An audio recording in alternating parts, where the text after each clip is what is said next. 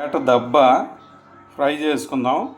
దీన్ని కొంచెం ఉప్పు కొంచెం పసుపు వేసి ఉడికిద్దాం. ఫస్ట్ కొంచెం కళ్ళుప్పు కొంచెం పసుపు స్టవ్ మీద పెట్టుకుందాం.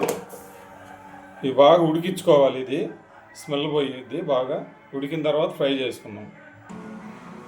ఓ పెద్దలపాయి కొంచెం అల్లం చిన్నులపాయలు అట్లాగే కొంచెం మిరియాలు మిక్సీ పట్టుకుందాము.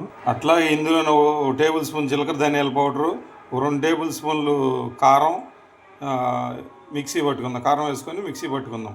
ఇందులో నీళ్ళు ఏమి వేయద్దు, పొడి పొడిగానే మిక్సీ పట్టుకుందాం. 4 స్పూన్లు ఆయిల్ వేసుకొని ఫ్రై చేసుకుందాం. 3 పచ్చిమిరకాయ రెబ్బలు కూడా వేసుకుందాం.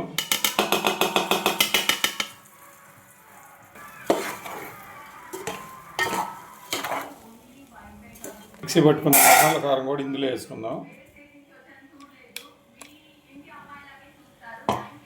వేట దబ్బ ఫ్రై రెడీ అయిపోయింది ఫ్రెండ్స్. చాలా టేస్ట్గా ఉంది. ట్రై చేశాను, చూశాను, టేస్ట్ చేశాను. సూపర్గా ఉంది. ట్రై చేయండి ఫ్రెండ్స్. సూపర్గా వస్తుంది. ఇంకేమైనా అసలు ఇందులో ఇంతే. Thank you friends. కొంచెం కొత్తిమీర చల్లుకుందాం. Thank you friends. Simple friends.